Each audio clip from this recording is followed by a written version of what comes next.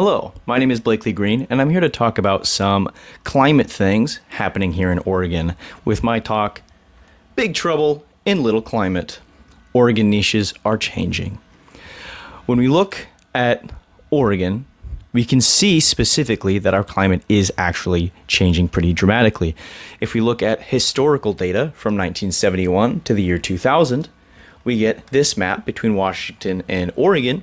These dark blue spots are about negative 10 to 0 degrees Celsius, and we go up to a dark red that's about 20 degrees Celsius. Now, there's no dark red on this map, but when we look ahead at some climate projections for 2070 and 2099, we're seeing quite a bit of orange appear. Now, this is an optimistic projection if we start to make a lot of good progress in the world of our greenhouse gas emissions. Now, if we don't, we're looking at this map down here. So as you can see, that's a lot of red when compared to this original map here, and significantly less of the blue. So it's going to get a lot hotter and a lot hotter annually in all locations, kind of all over Oregon and Washington. What's causing this? What is creating this issue here specifically in Oregon? What is creating that climate change here? Now, if we look at some graphs we got from the Oregon Department of Energy, we can see it's transportation. It's mostly our cars and our vehicles and things like that. 35% of our total greenhouse gas emissions come from vehicles, with only about 19% from industrial and residential, some from commercial, and about 11% from agriculture. I personally was surprised. It's all our cars and our shipping of things and all of that compounding to be a significant portion of our greenhouse gas emissions. When we look at the actual source of those emissions, we can see it's primarily petroleum. Petroleum, again, big surprise. That's going to turn into a lot of our fossil fuels that we're using. That's going to be a big crossover there. But the second one there is electricity. So our power systems are also generating a lot of greenhouse gases. So when we think about, everything we use at home, as well as, even our electric vehicles, we're still emitting greenhouse gases with those as we move forward. When we look at the species in Oregon, they're specifically adapted for how Oregon was historically, to that first map that I showed you there. And as that map has continued to change and our heat continues to grow, we're starting to see more species enter the threatened and endangered list.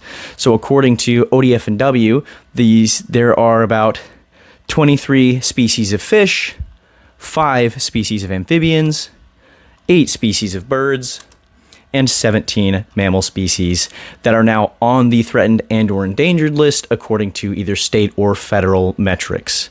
And those are specifically due to climate change conditions, adding them to that list and not other factors.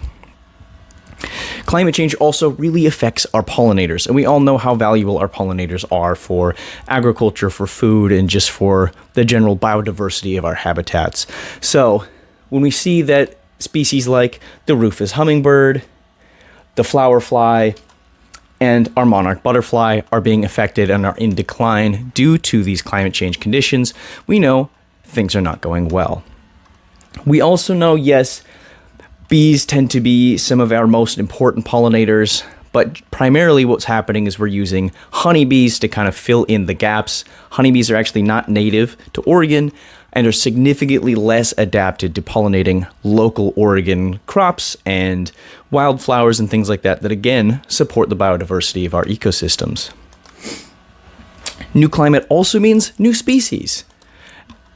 As the climate changes, it allows for new species to invade. And so new species who are not historically here are entering a lot easier as our habitats change, which then leaves room for invasive species that outcompete native ones.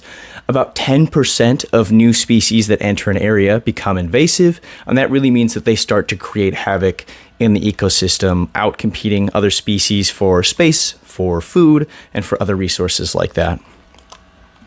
We also see that new species bring new diseases into an ecosystem. So if you picture like someone like myself, I've never left the US. If you took me and dropped me in a foreign country, I'm likely to be affected pretty heavily by whatever diseases are there because I've never been exposed to them before.